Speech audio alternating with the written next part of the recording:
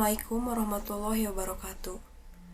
Pertama-tama dan yang paling utama, marilah kita panjatkan kehadirat Allah Subhanahu wa Ta'ala, yang mana Beliau telah memberikan beribu-ribu kenikmatan kepada kita semua, sehingga kita masih bisa menjalankan aktivitas sebagaimana mestinya. Di sini, izinkan saya Meliana Damayanti untuk memaparkan materi mengenai kecerdasan emosional. Apa sih kecerdasan emosional itu? Menurut Goleman, kecerdasan emosional adalah kemampuan seseorang dalam mengatur emosi, pengendalian diri, dan lain sebagainya. Meskipun kecerdasan emosional ini tidak seterkenal dengan kecerdasan intelektual, namun kecerdasan emosional ini sangat penting untuk dimiliki dalam kehidupan sehari-hari agar dapat mengenali emosi yang dirasakan.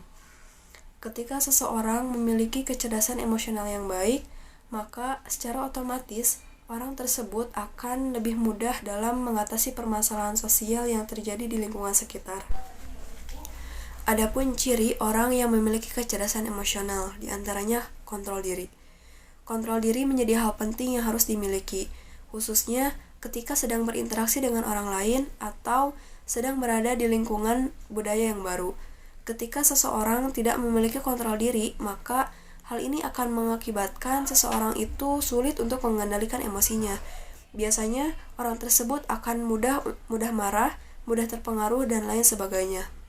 Yang kedua yaitu mempunyai self-awareness.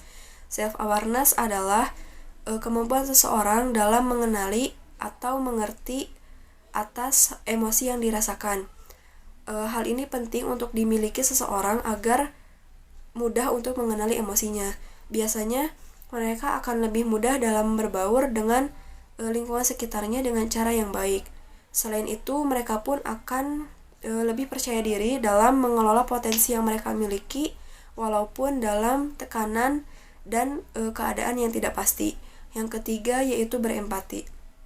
Empati adalah perasaan di mana seseorang mengerti, memahami, merasakan, dan membayangkan apa yang orang lain rasakan.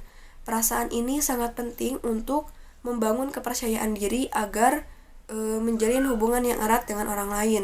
Adapun ciri orang yang memiliki empati adalah menjadi pendengar yang baik, selalu mengerti orang lain, selalu berusaha untuk membantu orang lain, peduli terhadap orang lain, merasa lelah dengan kondisi sosial yang ada. Yang keempat yaitu mengenal batas kemampuan diri. Hal ini merupakan ciri bahwa seseorang yang memiliki kecerdasan emosional, mereka akan mengetahui batasan dalam bertindak, sehingga mereka pun tidak akan bertindak dengan semena-mena. Biasanya, orang yang mengenal kemampuannya, mereka akan memanfaatkan kelebihannya itu dengan sebaik mungkin, sehingga yang pada akhirnya mereka pun akan mendapatkan hal yang positif. Begitupun dengan kekurangan, mereka yang memiliki kecerdasan emosional, mereka tidak akan merasa malu untuk mengungkapkan atau mengakui kekurangannya, karena dari sanalah mereka dapat membuka pikiran menjadi lebih luas dan mendapat banyak pelajaran. Yang terakhir yaitu tidak menyimpan dendam. Orang yang memiliki kecerdasan emosional tidak menyimpan rasa dendam dalam hatinya. Biasanya, rasa dendam ini merupakan respon stres dari pengalaman masa lalu, cara pandang individu, lingkungan masa kecil yang membuat tubuh mengeluarkan mode fight or flight, di mana mode fight or flight adalah respon yang dikeluarkan oleh tubuh untuk mendeteksi suatu ancaman pada suatu kejadian yang membuat individu memilih untuk melawan atau fight dan mempertahankan diri atau flight. Adapun dampak dari seringnya memendam rasa dendam yaitu mereka akan lebih rentan mengalami tekanan darah, penyakit jantung, depresi, dan yang lebih parah lagi mereka akan mengalami kecemasan yang berlebihan.